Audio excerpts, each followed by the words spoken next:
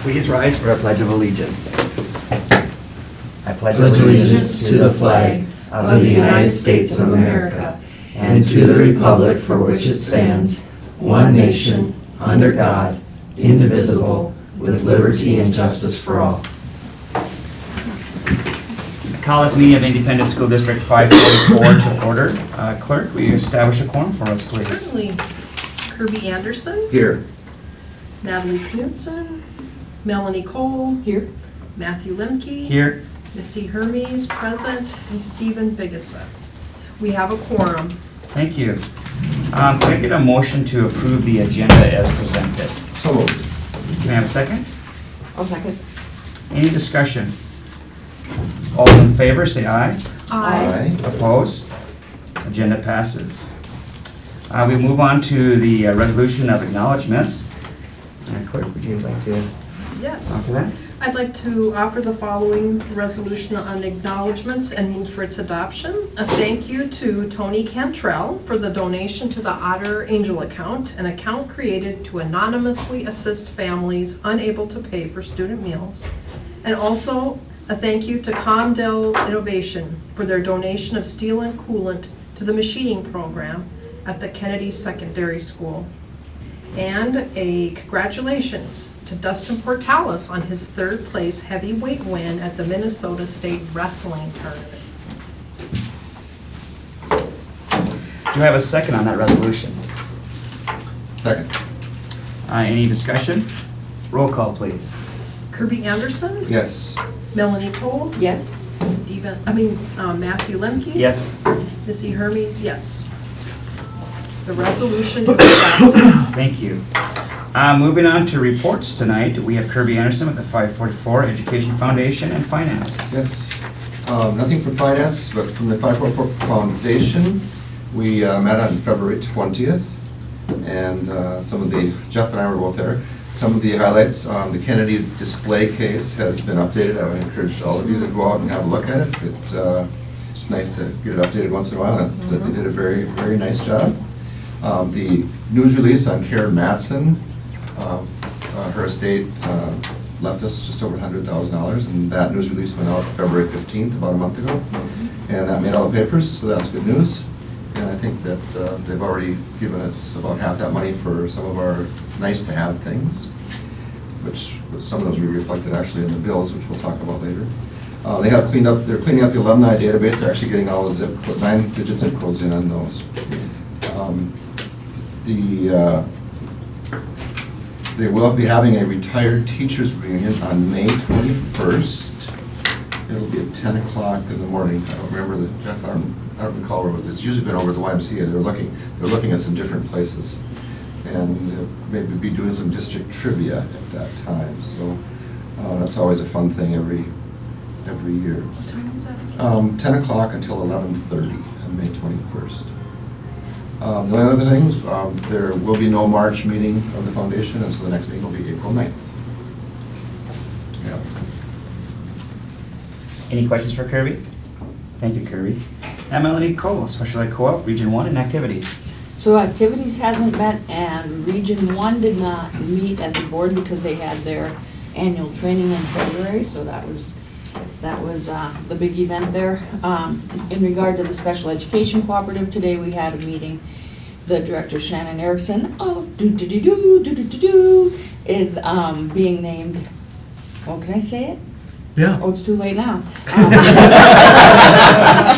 She's going to be named Special Education Director of the Year. Wow. Yeah, so she will receive that honor this week down in the Twin Cities, and so we'll make a little bit more hash out of that and Jubilee stuff around here after she actually gets the award. So that's pretty cool. And well-deserved. She does a nice job with our education cooperative. We did some regular routine personnel maneuvers. She talked about doing site visits to the 9-member cooperative districts and talking about needs for next year and just generally answering questions. And then one other thing that I thought was significant is that she did an explanation because a lot of times special education students will have partial days, and to the unindoctrinated, that kind of doesn't make sense. Like, why would they, if they're already need special services, why would you only have them in school 1 hour, half a day, whatever it was?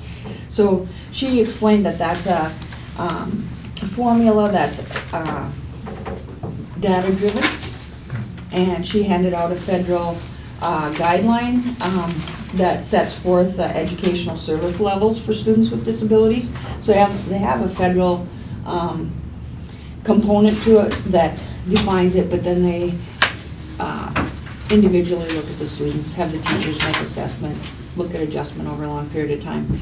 So I had been eager for that information for a while, and that makes sense, but it's a little bit difficult to define if you're on the outside looking in, basically. So that's all I had. Any questions for Melanie? Thank you, Melanie. Missy Hermes, staff development and policy. Policy has not met, but I know we'll be meeting soon. We'll be reading through and getting ready for that. But the staff development committee met on March 2nd, on Monday, March 2nd. And again, preparing for the March in service, which is on the 27th of March. And if you remember that one of the things that was planned in February was a cultural competency training for teachers, which is required by the Minnesota Department of Education, but also has to be approved by PELSB.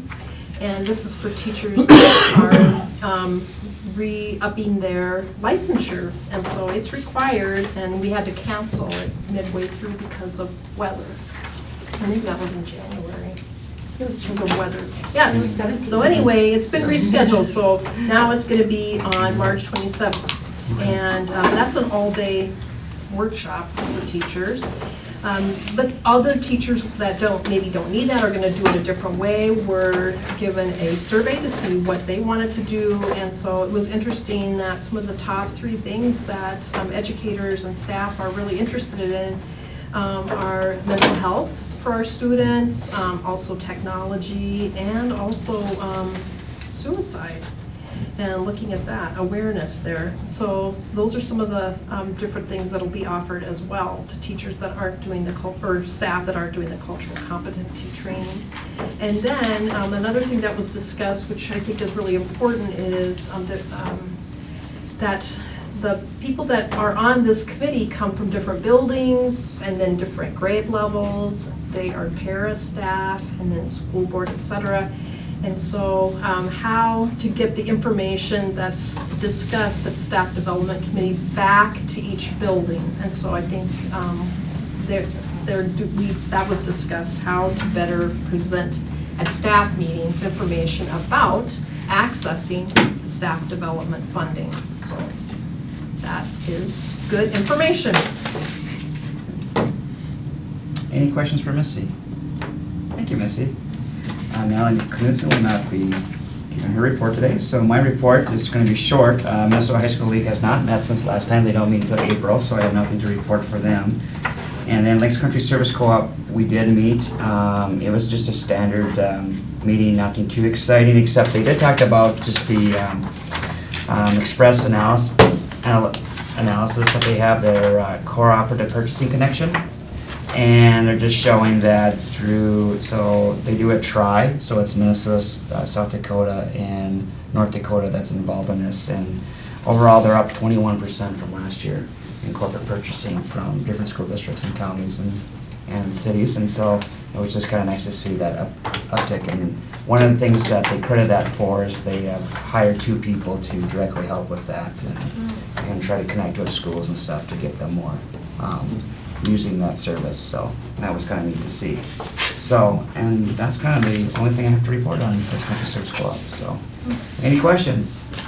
Okay, Superintendent Driggy. All right, good evening. Lots of really good news tonight with one clunker thrown in there. So I put that right in the middle so we can move past it.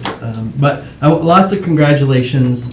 One to the Otterbots for their first place finish at the Great Northern Regional Competition in Grand Forks. And so they will move on to a greater regional competition in Detroit later on. Want to congratulate Coach Strand and the Otter girls basketball team on a great season.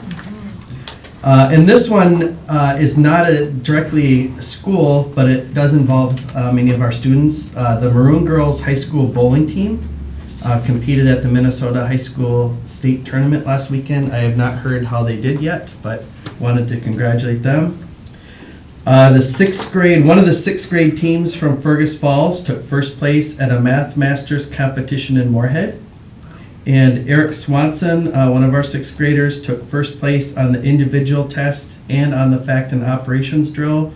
And I think there were 90 students present at that competition, so a huge honor for him. Also wanted to congratulate Dustin Pertalis on his third place finish at the state wrestling tournament. He finished fourth last year, so this was another great showing and a great way. He's a senior, so a great way to close out his Otter wrestling career. Also wanted to give a shout out to Shannon Erickson on her Special Ed Director of the Year. I've worked with Shannon for many years now, and she does a great job, so very well deserved. Now for the clunker portion, it's the coronavirus. And so we are getting weekly updates between MDE, who's working with the CDC, and then the state health office. Essentially right now we have 2 cases in Minnesota is what I'm aware of, both down in the metro. They are not advising any cancellation of any activities at this point. They have assured us that no school districts will be islands or having to go through and make decisions on their own. They will be keeping us apprised of the latest developments and helping to guide our decisions along the way. Right now, they're basically saying about 3 or 4 main things. They're saying, first of all, stay at home if you're feeling sick. Cover your coughs with either a handkerchief or a napkin or into the crook of your elbow to help prevent the spread of germs. Wash your hands. They recommend good old soap and water versus sanitizer. That's still the most effective. But most people do not wash their hands long enough, nor are they very careful about their fingers and getting under their fingernails. So they want us to be really thorough on that. On the cleaning side, we'll talk about this Thursday during the custodial meeting. But in terms of cleaning, just making sure that we're paying special attention to things like door handles and places where students and adults will be putting their hands to make sure those get sanitized. And other than that, those are kind of the main recommendations at this point. I would say that chances are certainly much better than not that the virus is going to make its way up here eventually. And then we will just be communicating with our families and staff in terms of what our response will be. Jen did send out a letter. We've had a letter go out to staff. We've had a letter go out to our parents and families, just kind of updating them on the MDE recommendations and notes from the CDC. And that's basically what we're able to do right now. And we will continue to stay up to date on the latest information and follow the recommendations that are coming out of MDE and how to respond if and when it makes it up this way. Then there are a number of other events that I wanted to mention.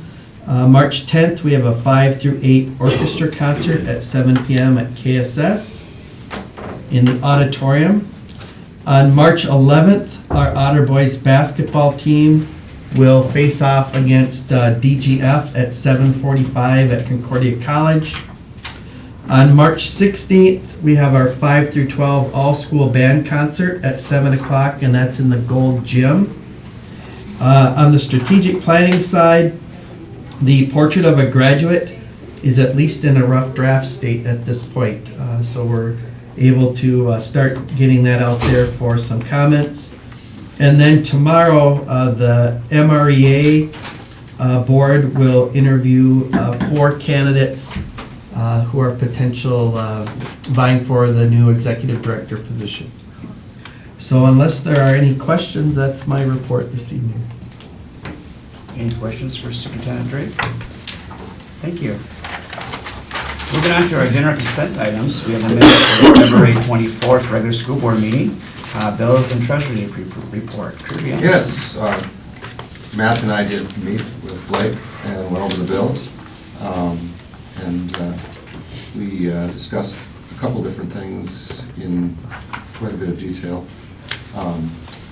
One of them was on our K-12 management fee, and I think we've talked to Blake, and he's going to, this is something he'll probably follow up, that you'll be aware of, that just how do we reconcile for the IQ Academy, how do we reconcile the number of students versus how we get billed, who's doing it, and make sure that that's reviewed. I know that was one of the things that was done with your predecessor, so we asked Blake to kind of check out on that, so that's quite a bit of money that goes out there. Other than that, we had a couple of things we bought that were funded by the 544 Foundation, including some computers and also some wrestling room equipment, weight room. And so that's always nice to see that pass-through happen. We had some bills come through on Chromebooks, doing some more lighting updates, which we've covered in the past. And I guess the other one that we talked about a little bit was that we've got some money going on a couple of band trips, once to New Orleans and the Memorial Day Parade. I don't remember which one that's. And when you talk about coronavirus, I mean, is there some concern if those trips get canceled, if they're going to be reimbursable or not? That was a question that we asked, but we don't know the answer to right now. And then we also are going to check on some of the FIAD things. We talked to Blake about that as far as how we're billed for bowling, and what if we can get a little better deal there. So anyway, Blake had everything prepared for us, and he found the bills that we asked him to find, which was a couple of 3-4 of them. So I appreciate that. And so that concludes my treasurer's report and the review of the bills. Thanks to Matt for coming in. Thank you, Kirby. Personnel, Elaine Jenke. All right, we have a few changes here. Again, certified staff hire, we have Hannah Herzog. She's going to be a long-term elementary substitute through the end of the year at Adams School. Certified staff resignation, Amy Glade. She's a kindergarten teacher at McKinley, and that's effective at the end of the school year. Support staff hire, we have a Heather Johnston. She is going to be a NUNAR supervisor at Kennedy Secondary School. And coach resignation of Stephen Ness, head boys soccer coach, and that's effective as of today. And then there's also intent to negotiate, which is a request from the Fergus Falls Cafeteria Association. So I would recommend all those for approval. Can we have a motion to approve the general consent items? So moved. Do we have a second? Second. Any discussion?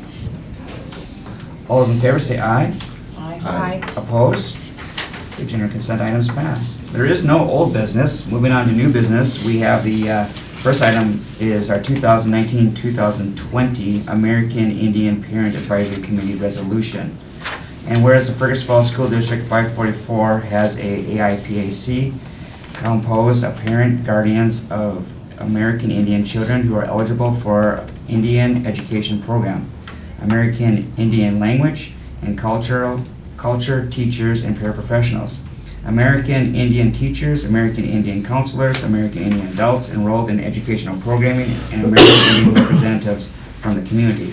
Whereas the school district affords the AIPAC the necessary information and the opportunity to effectively express their views concerning all aspects of American Indian education and the education needs of American Indian children enrolled in the school and programs, and whereas the AIPAC is directly involved with advises the school board and district on Indian education programming, planning, and whereas the AIPAC develops and submits recommendations to the school board and district staff pertaining to the needs of American Indian students.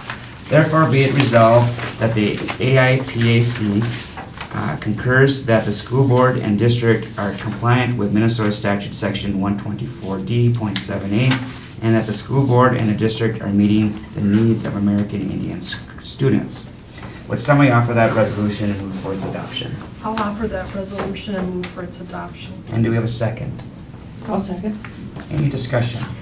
Yes, I met with this committee. We met for the latest time on February 27th. And it's always great to be with the parents and guardians of our Native American students. And I know they're planning a lot of activities that are coming up this spring. For example, we're gonna have a cultural cooking class probably in the fax room. I'll be with one of the parents helping us. And we're also, we don't have a date yet, but looking forward to taking a bus down to see the new exhibit at the Minnesota Historical Society called Native Minnesota. So any student and their parents or guardian that would like to go on that field trip, we're planning to go. So good things happening with that group. And then also curriculum materials have been purchased most recently, especially in the elementary levels.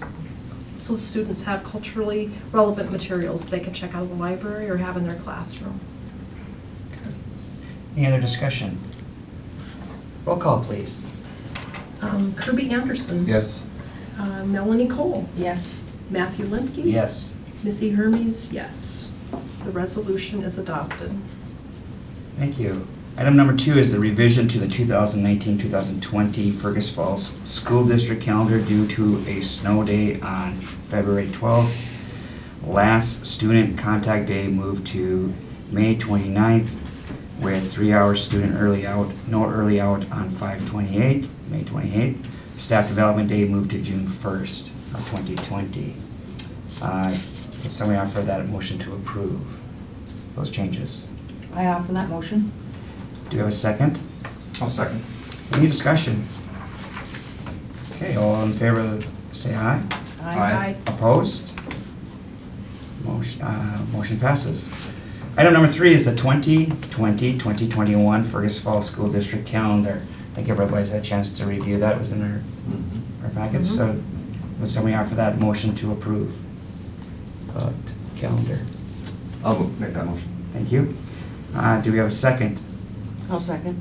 Any discussion?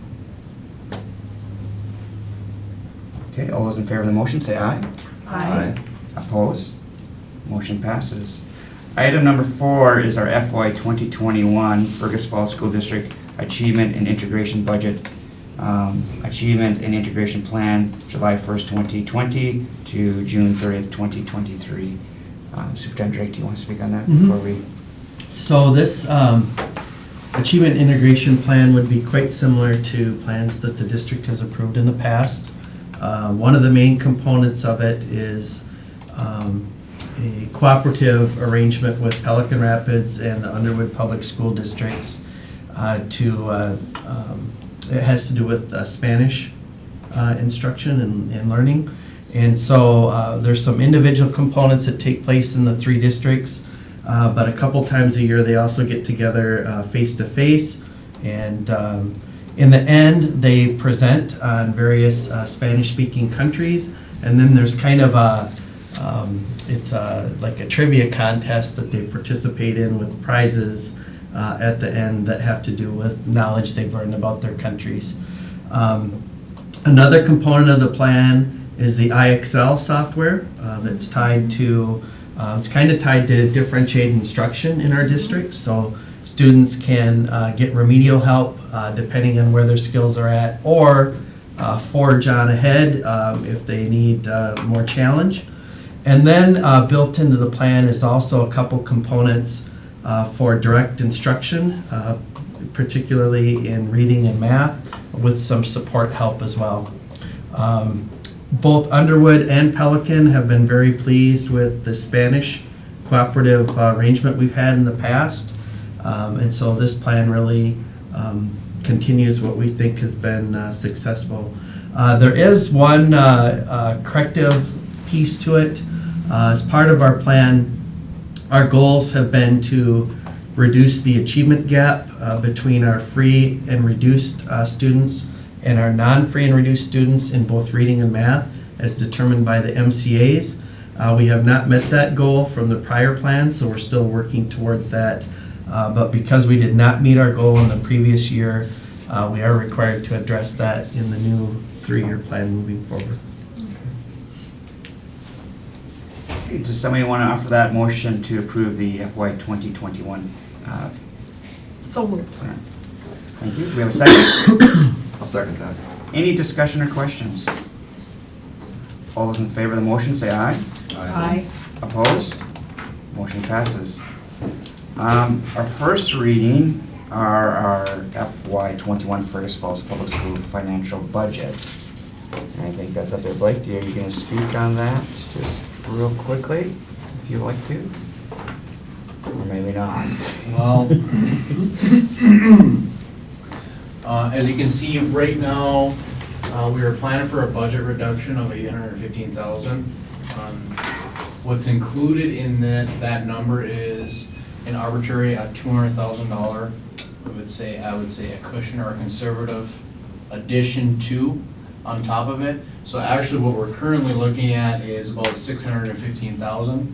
What's included in this is, if you scroll down, you can see from rows 30 to 38, you can see that those are the additional staff that Mark had sent out back in November for all of the principals, building principals, to update or put in what they would think they would need for this upcoming year. And in the end, the idea was to get it all out there, to get the most conservative look at what we would be looking at when it comes to the additional staffing, and then work our way back from there as enrollment numbers come in the way we're planning it. Speaking of enrollment numbers, Mark essentially used last year's numbers and then modified it to make them virtually the exact same. He did move some of the numbers down for, from 6th to 7th grade, but the numbers coming in are virtually the same. So I would say he's conservative from that standpoint, because we're gonna see our smaller senior class leaving, and then we'll know more with the numbers, though, I think they mentioned it, the 23rd of March. The state aid portion of it, he did build in already the 2% increase from last year's formula. We have the curriculum of $450,000, and we'll be discussing that later in the workshop part of it. And that number includes the 1-to-1 right now, currently, as Mark stated it. And once again, the fund balance improvement, $200,000. That's kind of what I mentioned before. Is there any questions thus far? Any questions at this point in time? So when you mentioned March 23rd, you're talking about the kindergarten roundup? Correct. Okay. Yep. And do you know our fund balance percentage right off the top of your head? It's up there. It's up on top. Is it? 24. Well, so here you can see the fund balance percentage of what we'd be looking at just for the general fund. Yeah. It's Right here. 15.4. 18.5, 21. The 15.4 is what he would be projecting it to be Okay. after the year it would be done with. Now, If we deficit spent. correct. If it's around that 23, 24 as a whole, right? We're really, really healthy at this point. Okay. So, because we did the 2019 actuals, Yep. the 21%, there was about almost a $600,000 increase into the fund balance last year. Where we were gonna deficit spend, I believe, around a little over 500,000 is what we projected it to be. Okay. So historically, we've been super conservative up front, and then as the year progresses, we see the gains on other spots. But I know they mentioned today's administrative meeting, which I didn't think about, is that we had a lot of retirements over the last couple of years. So that made up, they were estimating roughly around the 300,000 range when it comes to those retirements. And it sounds like we won't be seeing much of that this year, if any, and that we know of at this point, so we're not gonna see that added benefit. So we may see, if all goes well and nothing unexpected happens, we might see a less increase to the fund balance for FY '20. But we still have 3 or 4 months left on it, so. Okay, thank you. Any other questions at this point in time? Thank you, Blake. Yep. Okay, we are going to be going into a closed session pursuant to Minnesota statutes 13D.05, subsection 2, 3, for discussion of a private educational data related to expulsion, potential expulsion of a student. Just for the general public, we will be reopening that meeting, and then there will be a consideration and a potential action related to a resolution on the expulsion regarding of student A. Our next regular school board meeting will be Monday, March 23rd at 5:15 here at the Outer Community Room. Following our regular meeting, we will go into a work session, talk about budget, staff survey, and buildings, on buildings for lighting. So, with that, do I have a motion to close our meeting? So moved. Do I have a second? I'll second that. Any discussion? All those in favor, say aye. Aye. Opposed? Meeting is closed. John.